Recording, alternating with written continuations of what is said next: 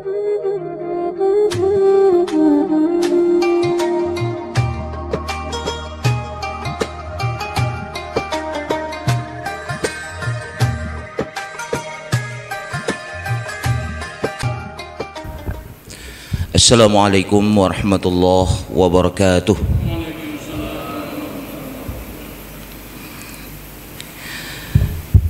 Alhamdulillahi rabbil alamin, wa bihi nasta'in ala umuri dunya waddin,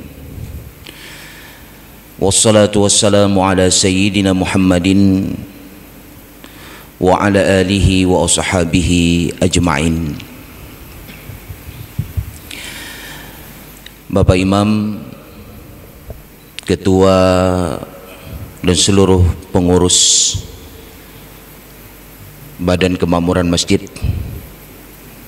yang saya hormati, Bapak Ibu hadirin hadirat jamaah salat subuh yang dirahmati Allah Subhanahu wa taala. Sambil kita beriktikaf, marilah sama-sama dengan tidak henti-hentinya kita memanjatkan puji dan syukur kita kehadirat Allah Subhanahu wa taala atas limpahan rahmat, limpahan karunia-Nya, sehingga kita telah dapat berhadir menunaikan sebuah perintahnya, melaksanakan salat subuh secara berjamaah. Sabi-sabi dan senantiasa kita mendoa kepada Allah Subhanahu wa taala agar seluruh rangkaian ibadah yang kita pubut diterima oleh Allah Subhanahu wa taala.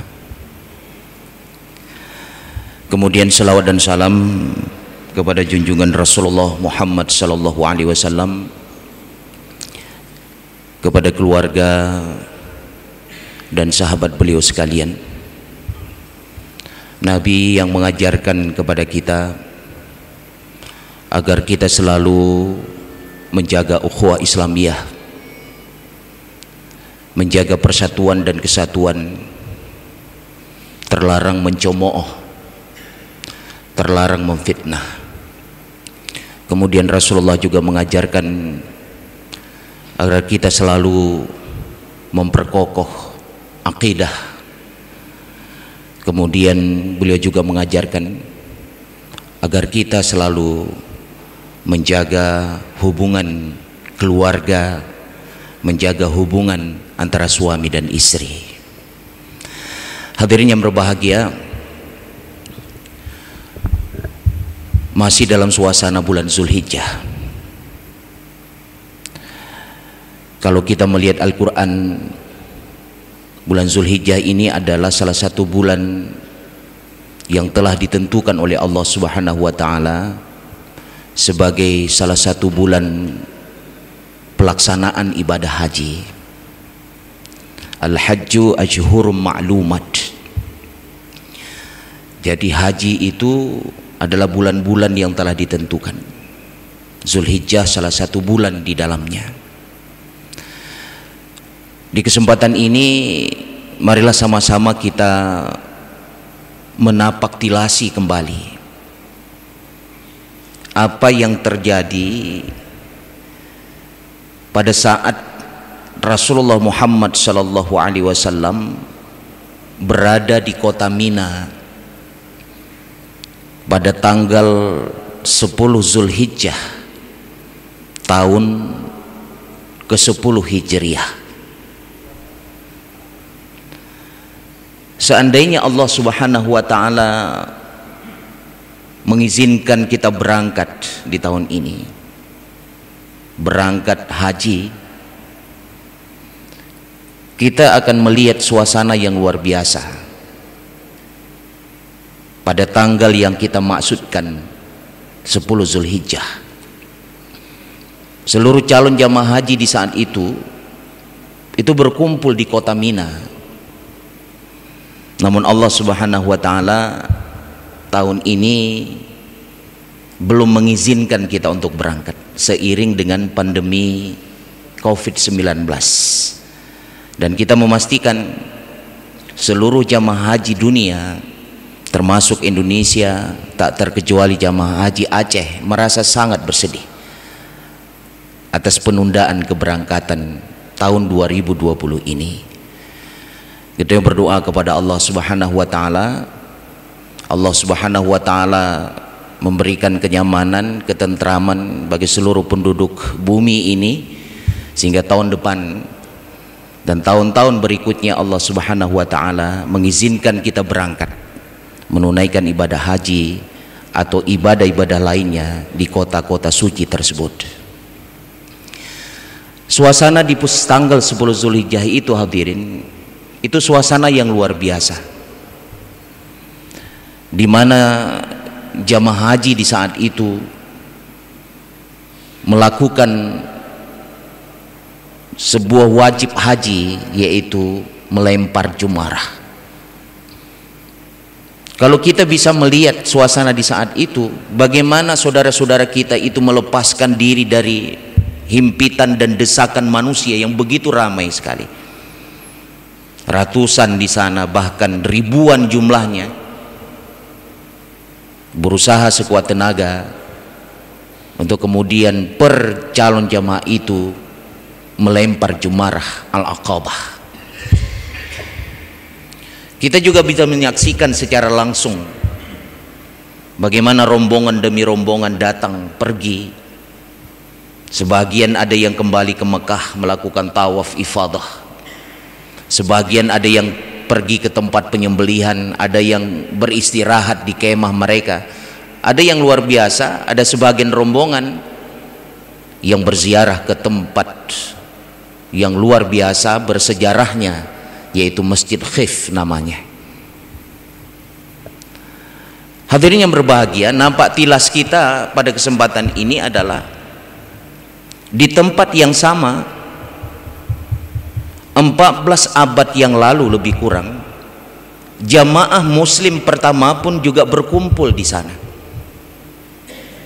Nah, kalau seandainya Allah Subhanahu wa taala mengembalikan kita pada zaman itu, nah getanyo watenya getanyo jetakalan secara langsung bagaimana Rasulullah Muhammad sallallahu alaihi wasallam, beliau berada di atas unta yang beliau beri nama Al-Qaswah. Di saat itu Bilal bin Rabbah dan Usamah memegang kendali unta Al-Qaswah itu, sehingga unta itu berjalan perlahan-lahan menuju Jamarah. Bacut-bacut gepapah li Bilal bin Rabbah oleh Usamah, gemat kendali unta Rasulullah di atas unta Al-Qaswah. Kemudian Rasulullah melempar jumarah itu. Lehgeram jumarah, hadirin yang berbahagia, teka para sahabat. Dipegah bar Rasulullah, ya Rasulullah, saya melempar dulu, baru kemudian saya menyembelih. Sahabat yang lain datang, ya Rasulullah, saya menyembelih dulu, baru kemudian saya bertahalul. Rasulullah menjawab dengan senyum yang memang tidak pernah luntur dari wajahnya, la haraj, tidak ada kesulitan, tidak ada kesukaran bagi kalian, silakan saja. Rasulullah memberikan kemudahan yang luar biasa kepada seluruh sahabatnya untuk melaksanakan ibadah haji di saat itu.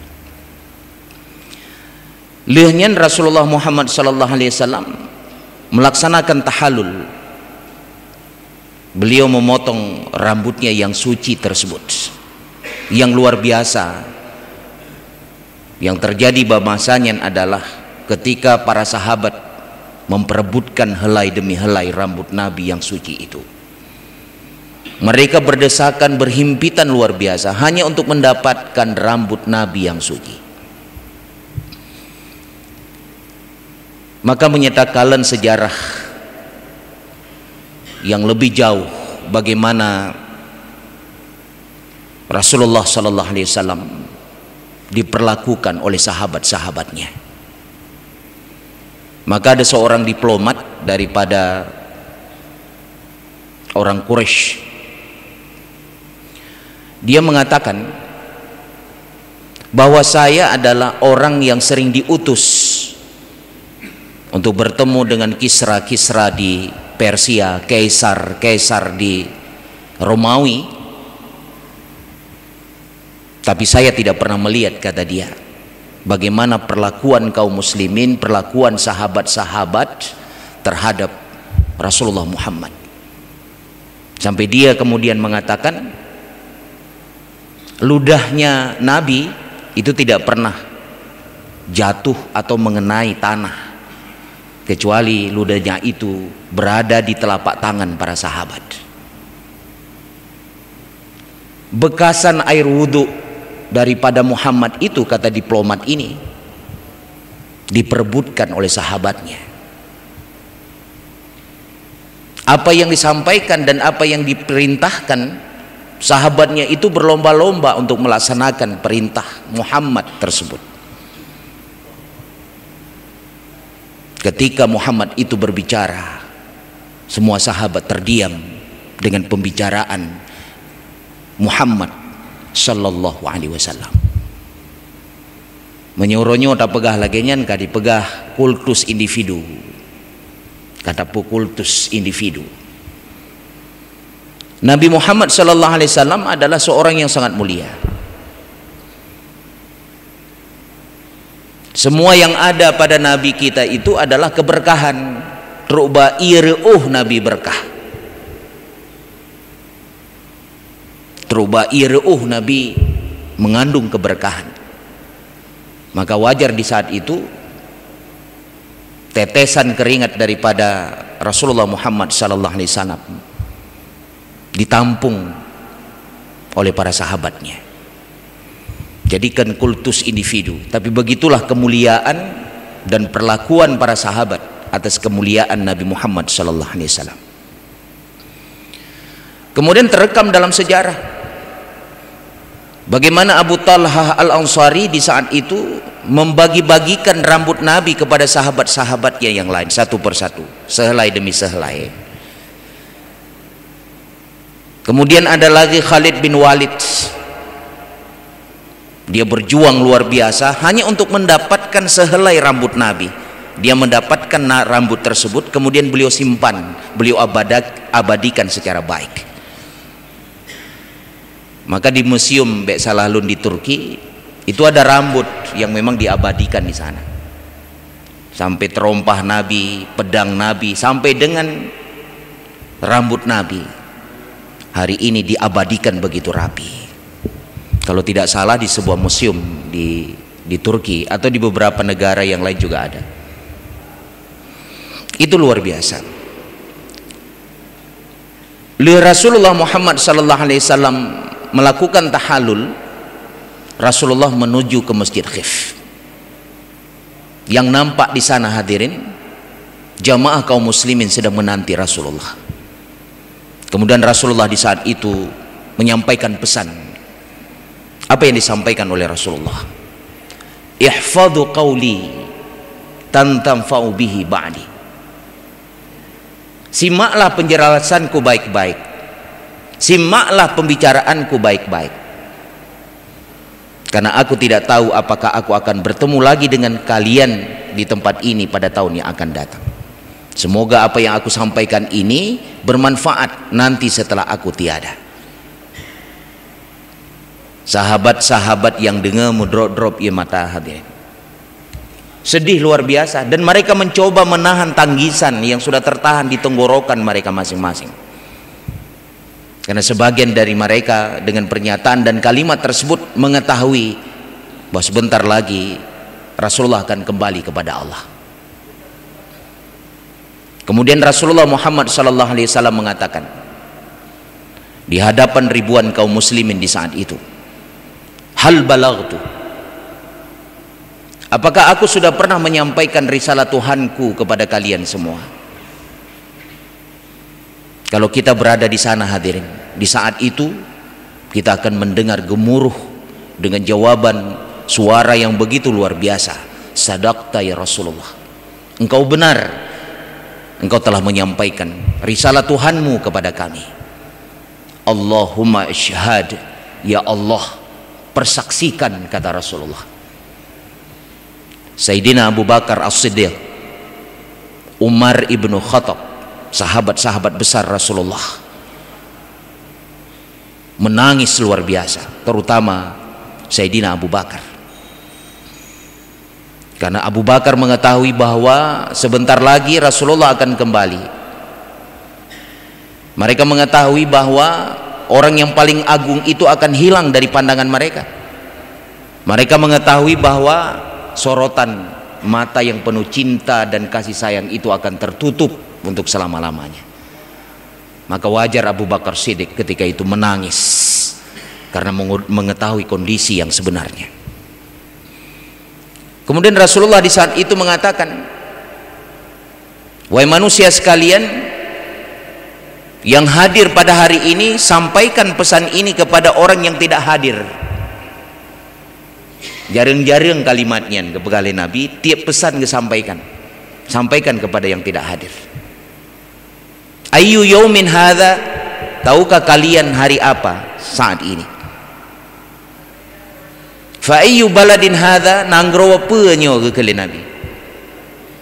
Fa ayyu syahrin hadza, bulan apa saatnya? Nyo adalah uro yang suci, nyo nanggro yang suci, nyo adalah bulan yang suci. Sesungguhnya harta kalian, kehormatan kalian, nyawa kalian, kata Rasulullah, sama sucinya dengan hari ini, pada tempat ini dan di bulan ini. Ban mandum gedanya kepada Rasulullah bersaudara, hana beda orang Arab dengan orang Ajam. Tidak ada beda orang yang berkulit merah dengan orang yang berkulit hitam. Ya ayuhan nas, inna rabbakum wahid wa anna aba'akum wahid, la afdala li arabi ala ajami wala ajami ala arabi wala ahmar ala aswad wala aswad ala ahmar illa bitaqwa.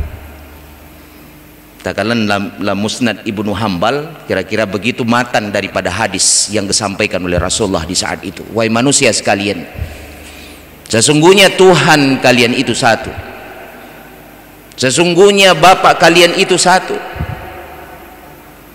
Hana beda orang Arab dengan orang Ajam. Orang Ajam itu non Arab. Hana beda orang Ajam dengan orang Arab.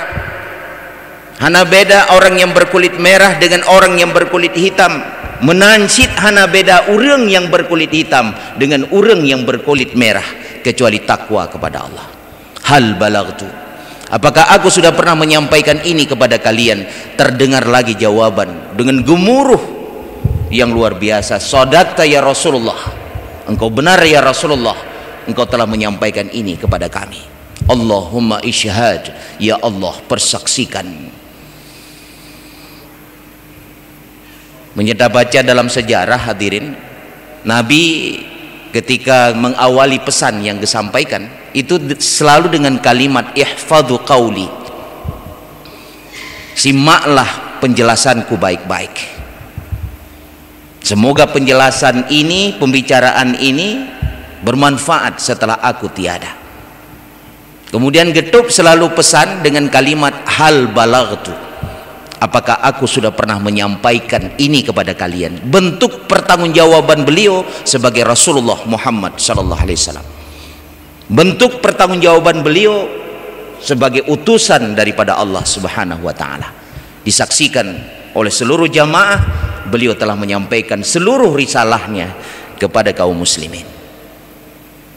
Maka dalam sejarah, pesan yang disampaikan oleh Rasulullah di saatnya adalah pesan ketika Rasulullah melaksanakan haji wada tahun 10 Hijriah.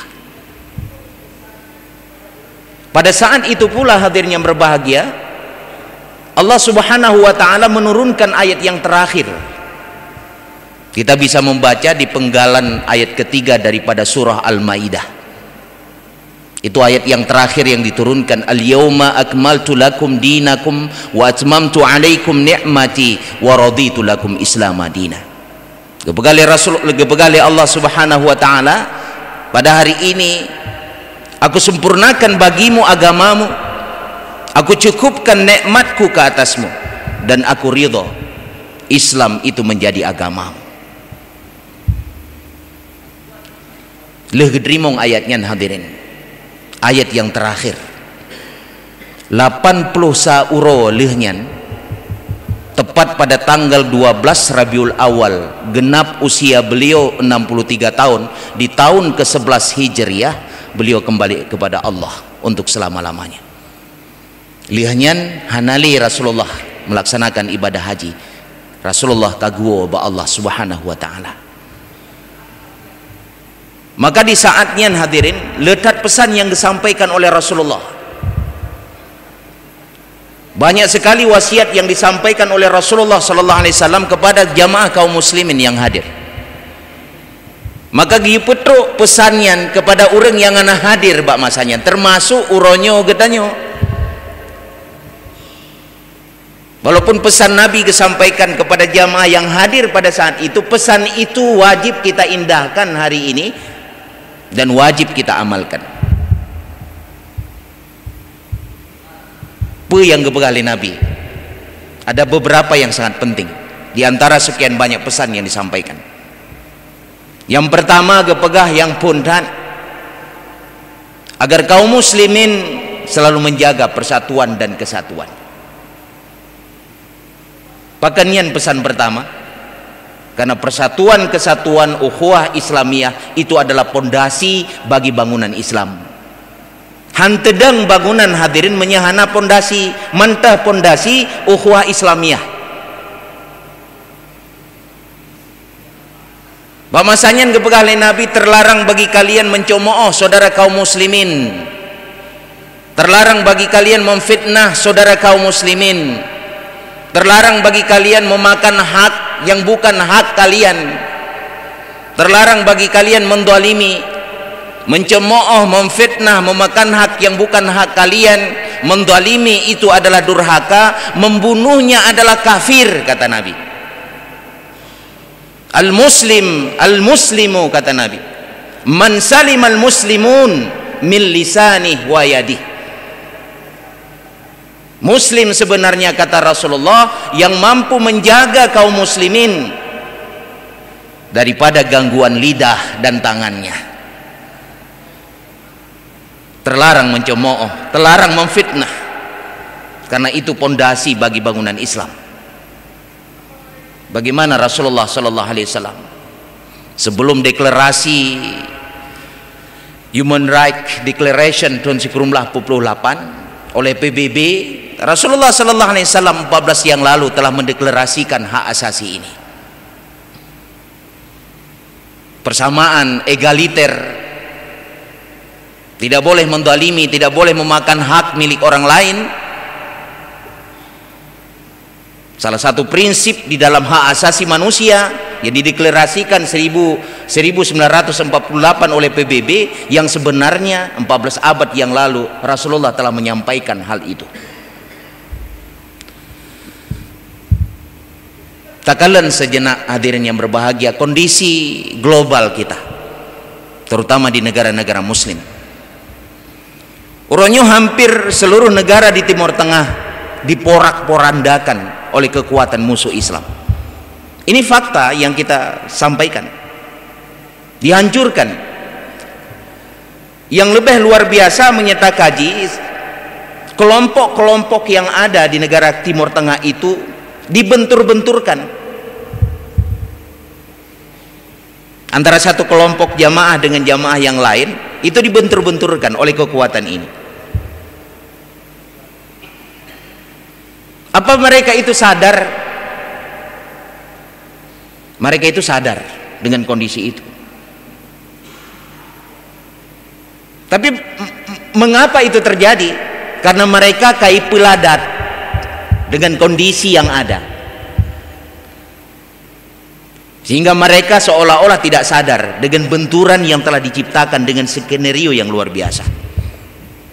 Ipeladat katanya, sehingga kita hanya sadar benturan-benturan itu terjadi, gesekan-gesekan antar umat Islam itu terjadi, dan saya pastikan di seluruh negara Timur Tengah begitulah kondisinya hari ini. Ketika kekuatan-kekuatan ini hadirin terbenturkan antara satu dengan yang lain, dengan mudah musuh ini masuk. Maka uronyo secara fakta lo tuan pegah, diakui atau tidak, percaya atau tidak, Presiden Turki misalnya Erdogan, kedua Jumat, pelaksanaan Jumat di Turki, di Ankara itu dilaksanakan yang sebelumnya sebagai museum Hagia Sophia, muplutun ke 80 tahun lebih kurang, dijadikan oleh UNESCO sebagai lembaga yang mengurus perkara peradaban dan sebagainya, menetapkan Hagia Sophia itu sebagai museum. Tapi Erdogan berhasil merubah museum itu menjadi masjid. Usaha melakukan perubahan itu tidak semudah seperti apa yang kita bayangkan. Lege pertama gugatan mahkamah diputuskan oleh mahkamah, selesai. Kemudian beliau mampu menyatukan sebahagian pendapat daripada kelompok oposisi di negara Turki. Kemudian beliau berhasil menjadikan museum sebagai masjid. Tidak hanya sesederhana itu. Kenapa saya katakan tidak sesederhana itu? Karena Erdogan itu perlu upaya yang luar biasa, yang keinginannya itu puluhan tahun yang lalu, malah sebelum dia menjadi presiden di Turki. Dia ingin menjadikan Hagia Sophia itu sebagai masjid. Ketika dia menjabat sebagai presiden, hari ini 2 periode lamanya, dia mempersatukan kekuatan yang ada di dalam negara Turki, terutama kekuatan internal umat Islam. Lagi bagetanya di Turki ada ormas-ormas, ada kelompok, ada jamaah. Jamaah itu sebelumnya saling berbenturan, terjadi gesekan yang luar biasa, dan itulah warisan Atatürk, pendiri negara sekuler Turki tempo dulu. Kita mengetahui Kemal Atatürk itu pendiri negara sekuler di Turki. Dia yang menciptakan kegaduhan yang luar biasa, dia yang menciptakan kondisi setelah kekhilafan Turki Utsmani itu berakhir tahun 1924. Maka yang dilakukan oleh Erdogan adalah mempersatukan kekuatan itu. Berhasil dilakukan oleh Erdogan, sehingga hari ini secara fakta kita melihat museum itu berubah menjadi masjid. Maka itulah tanggung jawab pemimpin hari ini. Pemimpin hari ini bertanggung jawab, salah satu misi pemimpin itu adalah mempersatukan umat. Nabi hijrah ke kota Madinah, kabilah Aus dan Khazraj berbilang tahun saling bermusuhan satu dengan yang lain. Misi pertama beliau ketika itu mempersaudarakan kabilah Aus dan Khazraj yang sudah berbilang tahun mereka saling bermusuhan. Gebesaboh li Nabi, karena nanggro ge pedang dengan prinsip persatuan tadi. Han mungkin akan kita mampu membangun tanpa ada persatuan. Tidak mungkin cita-cita bersama itu akan terwujud tanpa ada persatuan dan kesatuan. Itulah tugas pemimpin hari ini.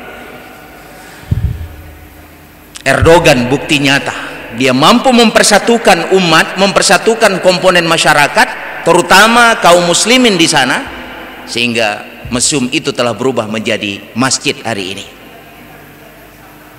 Persatuan dan kesatuan itu yang sangat penting, hadirin yang berbahagia. Maka getanyo di Aceh pun kadang-kadang kehilangan banyak energi dan pikiran hanya membincangkan perkara-perkara yang terjadi di tengah umat, walaupun itu dinamika umat Islam di Aceh dari dulu.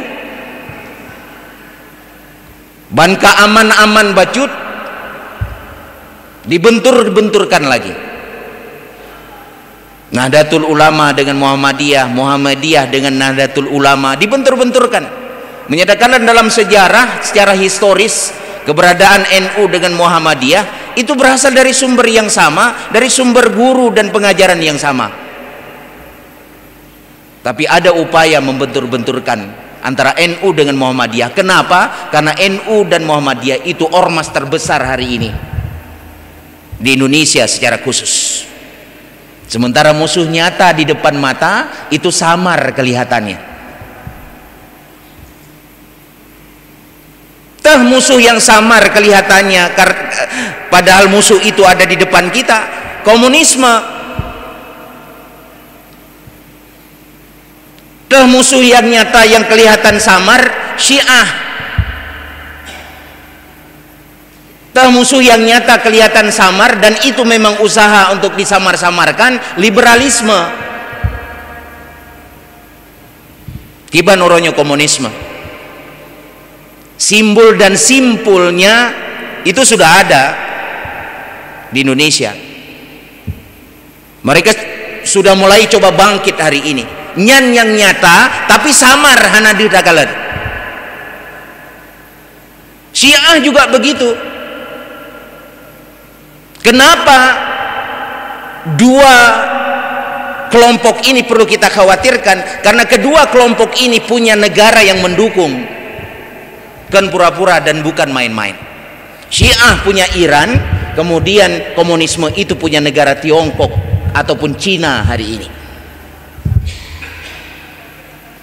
Maka hati-hati hadirin. Kita jaga persatuan dan kesatuan. Menyepun katanya berbeda, diskusikan. Menyepun katanya harus berbeda, mari kita musyawarahkan. Maka kondisi inilah yang dimanfaatkan oleh kekuatan tadi untuk menghancurkan Islam di Indonesia, di dunia, di Indonesia, malah kekuatan umat Islam yang ada di Aceh. Kemudian yang kedua hadirin, Rasulullah berpesan agar kita selalu menjaga akidah.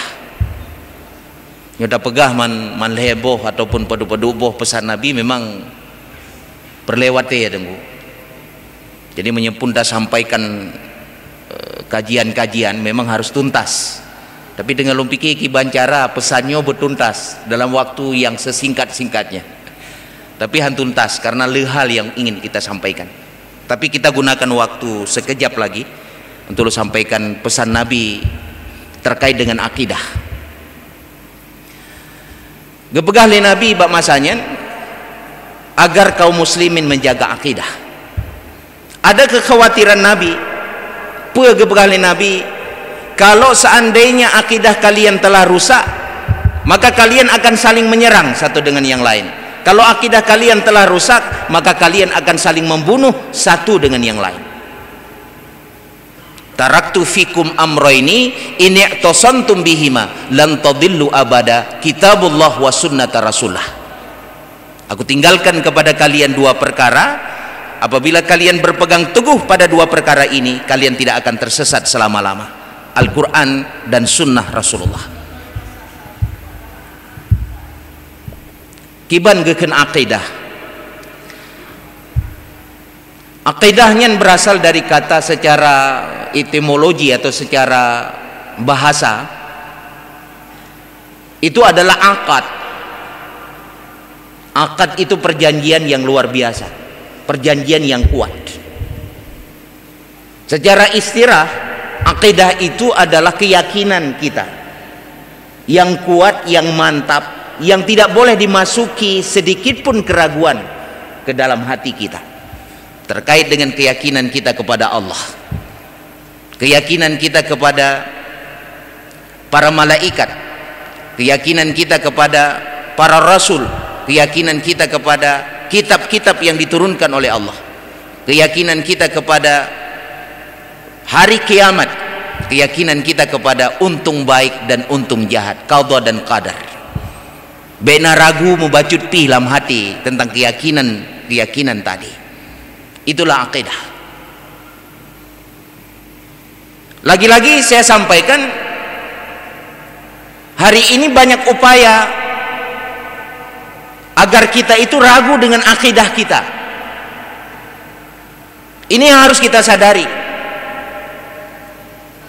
Yang mereka sasar itu adalah anak-anak kita hari ini, mahasiswa, pelajar aliyah, mungkin termasuk juga pelajar sanawiyah. Itu yang mereka sasar.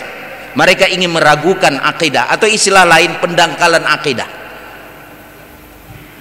Mungkin kalau lu sampaikan di masjidnya yang kamu tangani Mbak Masanyan pada doa nemit yang terpapar kasesat jelun pegah, itu mereka mengaku bahwa getanyonyo golom wajib ustad, belum wajib sholat pak. Getanyonyo hana wajib akan puasa. Bahkan luntanyang karena getanyo manteng dalam keadaan Mekah, kata dia. Nyo manteng dalam Mekah. Aceh nyo manteng Mekah, golom Madinah. Jadi hana kewajiban sholat, hana kewajiban puasa. Nyani pegah lagi. Kahanai sembayang mehat, kahanai puasa kamehat laju hanai puasa. Tapi dia hukum lagi. Lun hana wajib sholat, hana wajib puasa karena Acehnya manteng kota Mekah golom Madinah. Artinya selamanya hadirin yang berbahagia, anak-anak kita yang kadi doktrin, kadi ikut pengajian, sehingga tidak ada kewajiban sholat dan puasa bagi mereka. Mereka harus kita selamatkan hari ini. Harus kita selamatkan. Sedih kita hadirin. Kemudian kita melakukan upaya pembinaan. Pembinaan terhadap anak-anak itu yang menurut kami memang sudah tersesat jalan mereka. Kelompok-kelompok itu hadirin, diakui atau tidak, mereka terstruktur dengan rapi, mereka terorganize di Aceh ini. Tujuan mereka tidak lain pendangkalan akidah. Pulau Moronyo dibantu dengan perangkat HP yang begitu canggih. Kadang-kadang atane kita yang lebih canggih daripada yang kita miliki. Mereka lebih pintar menguasai perangkat teknologi yang canggih itu daripada kita. Maka kontrol mereka hadirin. Menyajiat anak gedanya dipakai HP dengan perangkat yang begitu canggih, batasi waktunya. Posi kuring tacok laju mesti malam leh insya tacok laju HP, tak selamatkan HP-nya. Atau periksa HP dia apa yang menjadi konten dalam HP dia itu. Mungkin ada setting dalam WA yang hari ini sangat luar biasa. Pastikan itu hadirin yang berbahagia. Nyan usaha kita nyuruhnya sebagai orang tua. Jangan biarkan penggunaan HP itu begitu bebas dikuasai oleh anak-anak kita.